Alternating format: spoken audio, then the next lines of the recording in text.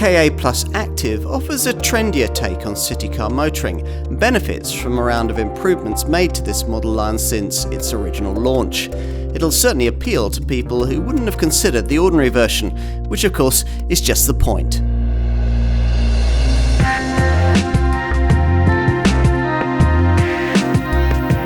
Need a really small car with an added dose of attitude? If so, here's one you might like, the Ford Ka Plus Active. Remember the original Ford Ka? Well, if you do, you might recall that although it was small and cheap, it had character by the bucket load. Now, unfortunately, the same couldn't be said for the Polish-made second generation design or the Indian-built Ka Plus model that replaced it in 2016. So Ford, in the spring of 2018, moved to refresh the Ka Plus with a package of changes, including the introduction of this SUV-style Ka Plus Active derivative. Now, the idea of crossover styling being applied to a little runabout isn't a new one, but until a few years ago it was a concept that we only saw applied to super minis, not cars like this one which compete in the smaller city car sector.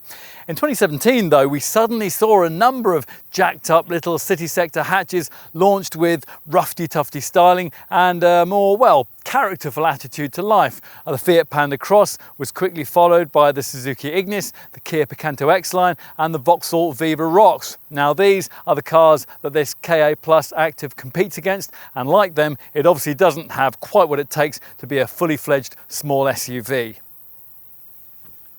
For likely buyers, that won't matter one jot. People who would never have considered the Ka Plus in its unremarkable standard guise will be much happier with the car in this more extrovert form. They'll note that it offers class-leading standards of interior space, and they'll be keen to believe Ford when the company insists that this derivative's extra 23mm of ride height hasn't harmed this model's traditionally agile handling. Now we're going to put that to the test and decide just how much the Ka Plus Active has to offer the budget-minded small car buyer looking for something just that little bit different.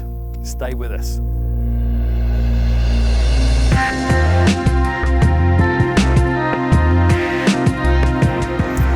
At least the Ka Plus Active won't be burdened by unrealistic customer expectations when it comes to its SUV prowess. No one expects a city car to be able to function properly off-road, not even one dressed for a hiking trip like this one is.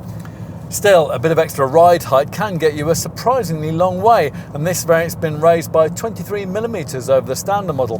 That's actually 5mm more than the increase you get in Ford's only slightly larger Fiesta Active model, although this Ka Plus Active lacks that car's useful slippery driving mode. It does though get a wider track, a larger front anti-roll bar and uniquely tuned electronic power assisted steering for optimised crossover handling. Retuned dampers feature a hydraulic rebound stopper for a smoother ride over harsh surfaces, and active rollover protection works within the electronic stability control system to offer additional security when you're carrying roof loads. As for engines, well, most buyers will choose a 3-cylinder 1.2 litre TI VCT 85 PS petrol unit we're trying here, and that makes rest 62 miles an hour in 13.5 seconds on the way to a maximum 105 miles an hour. The minority interest alternative is a 95 PS 1.5 litre TDCi diesel, which has twice as much pulling power, 215 Newton meters, and improves those stats to 11.4 seconds and 111 miles an hour. Whatever your engine choice, you'll find that the ride and handling is just as good as it ever was in this model. Now true, Ka Plus regulars might notice that this Active variant delivers a touch more body roll than you get with the ordinary version of this car, but it's nothing significant and certainly not enough to detract from the kind of handling poise that is a world away from what you get in a small SUV. Venture out onto the highway and refinement's okay by class standards, but not exemplary. The petrol engine has quite a coarse note, and there's enough road and wind noise to make a really long trip a bit wearing. Of course, this little Ford is much more at home within the city limits. We've found it agile around town, easy to park, and perfect for parents thanks to its spacious size. In short, it ticks a lot of boxes. All this is of course of much greater significance than what this car can do off-road, which isn't very much, but we have tried it around the field to find out anyway, and we found that, as advertised, those special hydraulic rebound stoppers do indeed smooth out the ride a bit over the clumps and bumps, but on terrain like that in this car you always get the feeling of being a bit of a fish out of water. The active badging here doesn't designate any sort of SUV, just a car that's a bit more ready for the real world.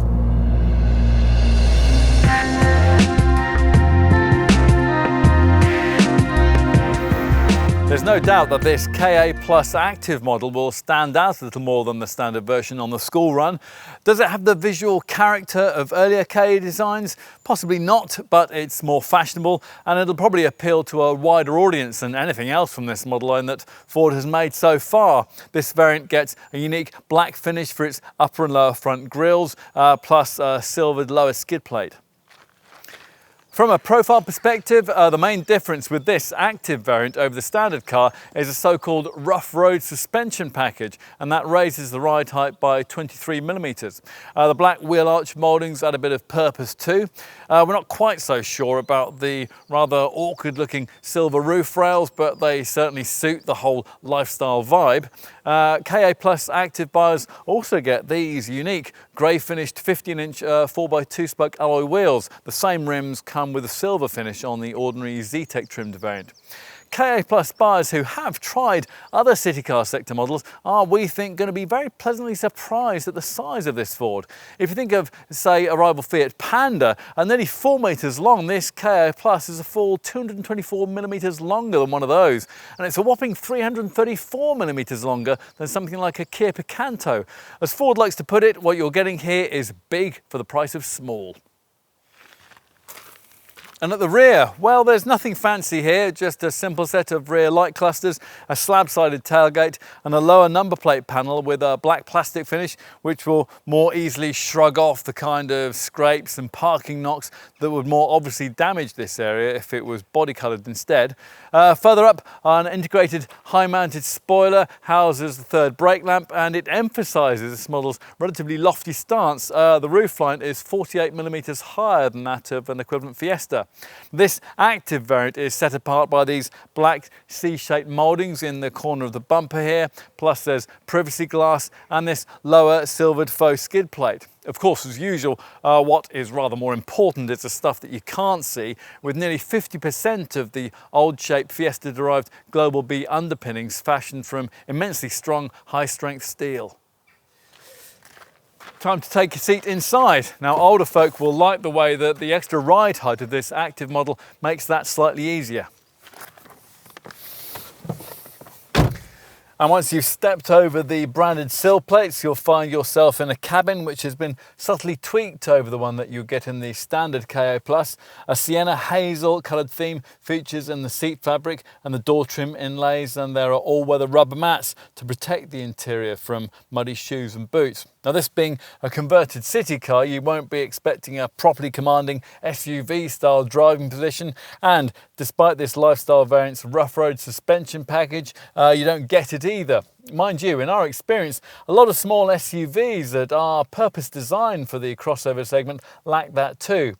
Standard is the 6.5-inch Sync 3 centre dash infotainment screen, which allows you to activate audio, phone or mobile app options via the voice control or the touchscreen icons. You can't have navigation built into this package, but you can stream in a navigation app from your phone thanks to this setup's standard Apple CarPlay and Android Auto compatibility.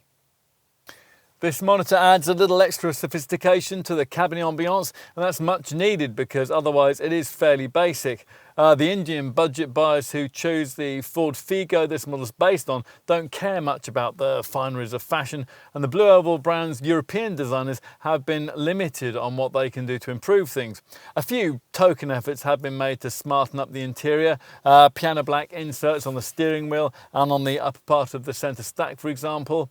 There's a grained finish on the instrument panel that does its best to disguise the hard, brittle plastic that's used, and chrome accents have been applied to the door release handles, some of the centre console controls and the air vents. Extra cost touches like climate control and heated seats can be added in to further dilute the bargain basement ambiance, and this time around you can have a quick clear heated windscreen too. Otherwise though, it is what it is, a cabin appropriate to its price point. Not quite as smart as a pricier Volkswagen Up, but noticeably nicer than what you get in a cheaper bargain brand model.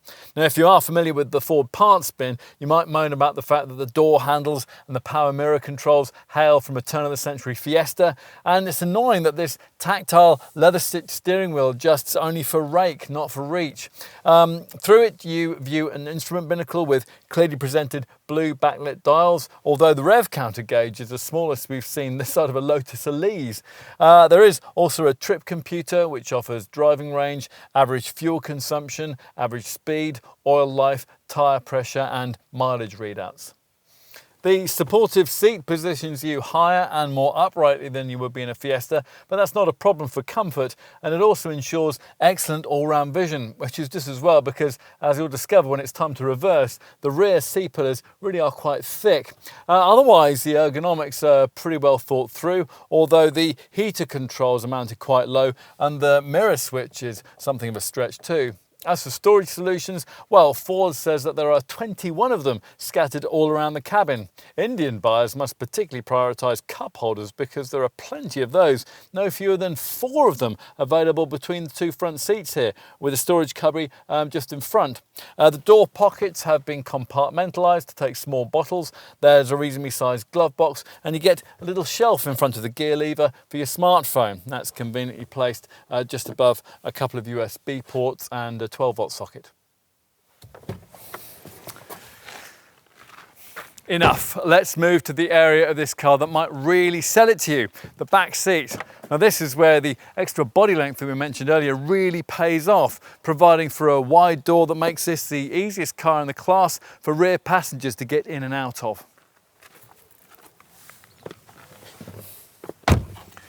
And once inside, well, there's certainly not much to complain about for a model of this kind, unless you're irritated by the lack of things like grab handles, coat hooks and door pockets. We've certainly been in plenty of Fiesta-sized super minis from the next class up that felt more cramped than this KA Plus model's cabin. Now that tall, glassy roofline certainly helps here, and there's enough legroom for 2 6-foot adults to sit behind 2 front-seated friends of a similar size. But this Ford's advantages don't only lie with its extra space. Now you might not be aware that the majority of popular city cars in this segment, models like the Volkswagen Up and the Peugeot 108, make rear seat folk do without 2 crucial features: proper fully opening windows and a centre mounted rear bench belt. The latter issue is a particularly annoying caveat for parents with kids. There are no issues like that in this case. The windows here not only go up and down in the way that they should, but as an option, they can even be electrically powered. As for the properly provided centre rear belt, well, that wouldn't be much good if accommodating a trio of adults back here meant cramming them in like sardines. Now, fortunately, that isn't the case. You would certainly need to be on friendly terms if there were 3 of you across the rear bench here, but you could cope with the experience on short to medium trips in a way that really wouldn't be possible with most other cars in this class. The indented seat backs further help here, and there are mat pockets and twin ISOFIX mounts should you need them. Plus there are coin cubbies built into the door cards, and you get easy access to those twin cup holders between the front seats. Finally, let's check out the boot. Now, an immediate irritation is the lack of any sort of tailgate handle, but with this facelifted model, you do at least get a button to release the tailgate latch. You can also use the button on the ignition key or the one provided on the dash. Once the tailgate's raised, the 270-litre space revealed is the largest in the city car class. It's fractionally bigger than models like Hyundai's i10 and Volkswagen's Up, nearly 30% larger than the kind of cargo bay that you'd get in something like a Peugeot 108 or a Vauxhall Viva. Plus, it's square and unimpeded by wheel arch intrusion. No sort of adjustable height boot floors offered, so there is a bit of a drop from the bumper sill to the floor, but it's no worse than most in the class. Now, in the case of this active model, the underfloor area is rather difficult to get to thanks to this standard but very useful rubber load liner.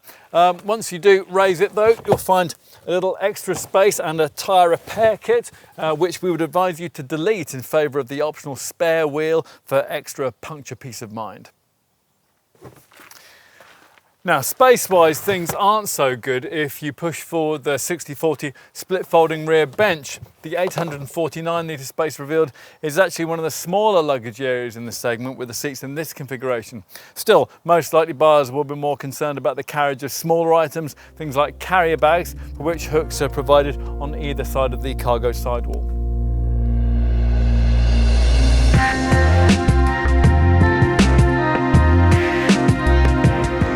This top KA Plus Active body style comes with either an 85 PS 1.2 litre petrol unit for around £13,000 or a 1.5 litre diesel for just over £14,500.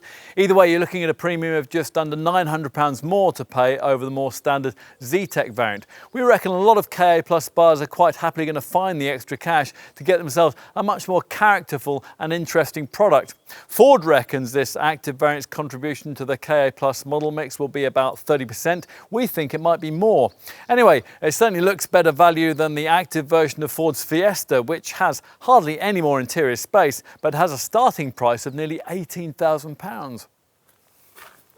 Now, there aren't many direct rivals for this flagship SUV-style Active variant, just the Fiat Panda Citycross, the Kia Picanto X-Line, the Suzuki Ignis and the Vauxhall Viva Rox. All these models require the same kind of budget that Ford requests for this car in its petrol form, about £13,000. Efficiency-wise, the Picanto X-Line is the pick of the crop in this segment. The rival Fiat and Vauxhall models each return similar fuel and CO2 stats to a KA Plus Active. Get beyond that issue and this Ford looks a good choice. It's better to drive and it offers more passenger and luggage space than its rivals. And there's the option of diesel power, which you can't have on the four rivals we just mentioned. Now let's look at the equipment level you'll get if you go for this Active model. Key elements include rough road suspension, and that gives the car an extra 23mm of ride height. And there's what Ford calls a rugged body styling kit, which basically means bespoke wheel arch extensions and extra black elements on both front grille. Rear privacy glass, roof rails and special grey finished alloy wheels also come as part of the deal, as do all-weather floor mats and a bespoke interior featuring what Ford calls sienna hazel coloured trim. Other KA Plus Active features include fog lamps with integrated daytime running lights, electric front windows, powered mirrors, a perimeter alarm and the Ford Easy Fuel filler setup that makes it impossible to have brain fade and disastrously fill the tank with the wrong kind of fuel. Inside you get air conditioning, a leather-wrapped steering wheel, Bluetooth and cruise control. Infotainment is taken care of by the brand's Sync 3 infotainment system, and that includes a 6-speaker DAB radio, Apple CarPlay and Android Auto smartphone mirroring capability. And emergency assistance, which activates to tell the rescue services where you are if the airbags go off. We'll also give a special mention to the standard Ford My Key system, which gives you 2 ignition keys and allows you to program them with preset personal preferences. Now on to options, and that's the section that won't take us very long because there aren't many. If you don't want your KA Plus painted in white, then you're going to have to pay extra for the paintwork because that's the only standard colour available. Other than that, it's around £500 more to get one of Ford's premium colours. Avoid base level trim and you'll get the further option to pay around £750 more for an exclusive colour, ruby red. And if you've gone for this Active variant, there's another exclusive colour, that's Canyon Ridge, and that's the one that we've got here. And beyond that, well, many KA Plus buyers tend to go for the City Pack that bundles together rear parking sensors, electric back windows and heated power folding door mirrors. Now, something you might well need in the city, satellite navigation, can't be ordered in any form with this car. However, thanks to the Sync 3 system, you have the option of channeling sat-nav into the car through your smartphone instead. New features introduced into this KA Plus range for this facelifted model include auto headlamps and wipers, an auto-dimming rear view mirror, and an engine stop-start button, all 4 elements bundled together into an extra cost technology pack.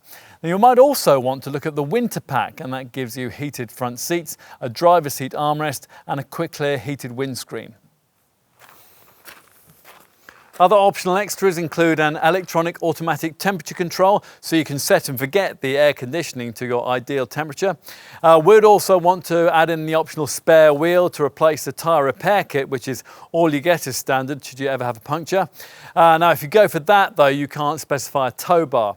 In addition to these items, the Ford accessories catalogue offers a variety of extra cost elements, things like a boot liner, a first aid kit, wind deflectors for the windows, floor mats, mud flaps, child seats and rear parking sensors. Let's finish on safety. Now you don't really expect radar-driven electronic kit like autonomous braking on an inexpensive city car, and you don't get it here, but as I mentioned earlier, you do get the clever emergency assist feature as part of the Sync 3 connectivity system, and that automatically alerts the emergency services if the airbags go off and gives them the car's exact location. Otherwise, safety provision is limited to the basics: twin front, side and curtain airbags and ISOFIX child seat fastenings, plus the usual electronic assistance for traction and stability control. The ABS brakes flash in emergency stops to warn following motorists. A deflation detection tyre pressure monitoring system alerts you if there's a puncture, and hill start assist will prevent the car from rolling backwards as you get ready to pull away on uphill junctions.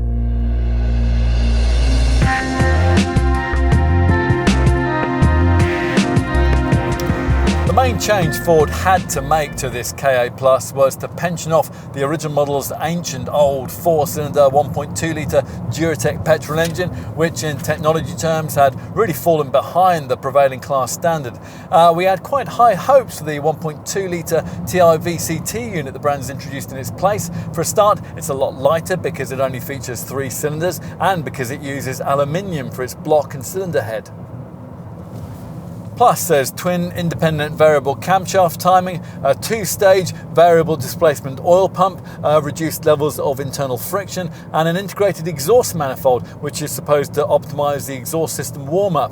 An engine start-stop system has been added in too, and in addition, the brand specifies special low-friction engine oil. It equips this car with low rolling resistance tyres, and it's incorporated regenerative charging into the engine spec, which maintains efficient charge levels in the battery by harvesting electrical energy when the vehicle's coasting or braking. You'd expect that amount of engineering work to produce very class competitive levels of fuel and CO2 efficiency, but actually the quoted readings, although they are slightly better than the Fiat Panda and Vauxhall Viva models in this segment, are distinctly unremarkable, and they suffer significantly in comparison to the standard KA Plus model. For a KA Plus active 1.2 litre TI VCT 85 PS petrol variant, you're looking at 49.6 mpg and 129 grams per kilometre. For reference, that's about 6 miles per gallon and 15 grams per kilometre down on what you get from a standard KA Plus with exactly the same engine. Even so, if you drive with some consideration for frugality, you should be able to cover 400 miles or more between filling station stops. Switch your attention to the 1.5 litre TDCi KA Plus active diesel model, and you'll be looking at 68.9 mpg and 108 grams per kilometre. Now for reference, that's about 7 miles per gallon and 9 grams per kilometre down on what you get with a standard KA Plus with exactly the same TDCi engine. KA Plus active insurance groupings see the petrol model rated at Group 6E, while the diesel variant tracks Group 10E rating. What else? Well, servicing is required every 12,500 miles or once a year, depending on use. When it comes to booking your KA Plus in for a checkup, you can do this online through the My Ford portal. This is part of the Ford Blue Service scheme, which wraps up all the care and maintenance of your car into one bundle, and that also includes a free 30-point e-check of vital parts. Here, any work required will be highlighted with red, amber or green traffic light warnings on a report that you'll be given, which will rank items needing attention in order of their importance. There's also the Ford Service app, which you can download to your phone for free. That lets you locate your nearest dealer to make maintenance bookings. Plus, as a bonus, the app can help you find petrol stations and even has a Park Me feature, which will remember where you left the car to save hunting for it in busy multi-stories. With an eye on the future, you'll also want to know what your KA Plus is likely to be worth when the time comes to sell it on. Now, the good news here is that the Ford performs better than many of its rivals. Industry predictions suggesting that a petrol-powered active variant like this one will hang on to around about 38% of its list price after 3 years and 36,000 miles. Now, that puts it ahead of the likes of the Hyundai i30 and the Vauxhall Viva.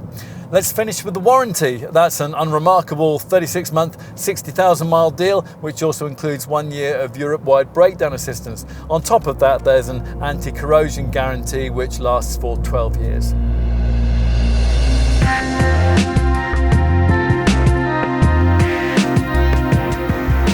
Back at the turn of the century, there was no doubt that the beetle-browed little Ford Ka was an inherently characterful car. In its standard forms, today's Ka Plus just isn't, which is why this active version has been so well received. Now, it's not our job to tell you whether it's better looking or more interestingly styled than its direct segment rivals, but we will say that the active package of visual changes has made a world of difference to this car's showroom appeal. Yes, it would have been nice if Ford had been able to include the slippery driving mode and the EcoBoost engine technology of its larger Fiesta active model, but that would have made this ruggedized Ka Plus too expensive. As it is, we think that you get quite a lot here for the money being asked. Now, true, there are a few issues. Despite the introduction of 3-cylinder petrol power, efficiency still lags a little behind the class standard, and the interior still has a few too many brittle plastics, even for a city car. There is plenty to compensate though. Great handling dynamics, an excellent Sync 3 infotainment system, and class-leading standards of rear cabin space and boot capacity. And in summary, well, it's true that this active variant may be more geared up for the perils of off-street parking rather than off-road expeditions, but that's really all potential buyers will care about. In today's SUV-obsessed market, this is a city car of its time. And if you're shopping this segment, we can see why you might want one.